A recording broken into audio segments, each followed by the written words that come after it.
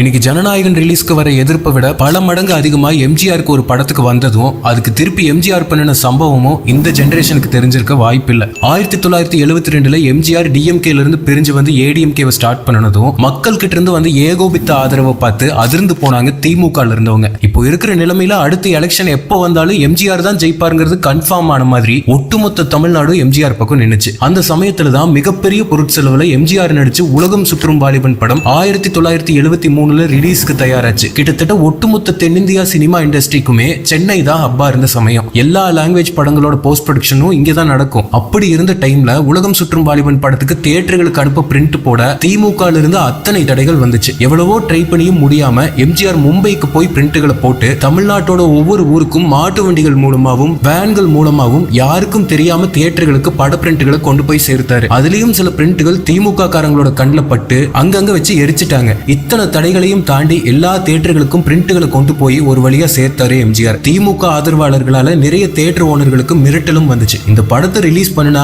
தியேட்டரே இருக்காதுன்னு. ஆனா அதையும் தாண்டி எம்ஜிஆர் மேல இருக்க அன்பால தைரியமா தியேட்டர் ஓனர்கள் ரிலீஸ்க்கு தயாரானாங்க. தமிழ்நாடு ஃபுல்லா ஒட்டப்பட்ட போஸ்டர்கள் கிழிக்கப்பட்டுச்சு. இந்த படம் ரிலீஸ் ஆகிற விஷயம் மக்களுக்கு போய் சேரவே கூடாதுங்கிறதுல உறுதியா இருந்தாங்க எதிர்கட்சி. ஆனா அதையும் சவாலா எடுத்துட்டு முதல் முறையா போஸ்டருக்கு பதிலா தமிழ்நாடு ஃபுல்லா ஓடின ரிக்ஷாக்கள்லயும் கடைகள்லயும் படத்தோட ஸ்டிக்கர்கள் மக்கள் கண்ணில் படுற மாதிரி ஒட்டப்பட்டுச்சு. திமுகவோட அன்னைய மதுரை மேயர் முத்து இந்த படம் மதுரையில ரிலீஸ் ஆனா நான் சேலையை கட்டிக்கிறேன்னு சவால் விட்டாரு. இது சும்மா விடக்கூடாதுன்னு எம்ஜிஆர் அந்த சவாலை ஏத்துக்கிட்டு படத்தோட ஃபர்ஸ்ட் டே ஃபர்ஸ்ட் ஷோவை மதுரையில ரிலீஸ் பண்ணாரு. ரிலீஸ் டே அன்னைக்கு தமிழ்நாடு முழுக்க இருக்க தியேட்டர்கள் இருக்க ஏரியாக்கள்ல பவர் கட் பண்ணாங்க. முதல் முறையா எம்ஜிஆரோட உதவியில தியேட்டர்கள்ல ஜெனரேட்டர் உதவியோட படம் ஓட ஆரம்பிச்சது. எம்ஜிஆரோட பரம ரசிகர்கள் இது தன்மான பிரச்சனையா எடுத்துக்கிட்டு தியேட்டர்கள்ல ஆயிரக்கணக்கில் குவிஞ்சாங்க. இத்தனை தடைகளையும் தாண்டி தமிழ் சினிமா அது வரைக்கும் பார்க்காத மிகப்பெரிய வெற்றியை பெற்றுச்சு உலகம் சுற்றும் வாலிபன். படம் வெளியான 50 நாள்ல அப்போவே 60 லட்சம் கலெக்ட் பண்ணி ரெக்கார்ட் பிரேக்கிங் வசூல் ஆச்சு. படம் ஓடுனா நான் புடவையை கட்டிக்கிறேன்னு சவால் விட்ட மேயர் முத்துவோட மதுரையில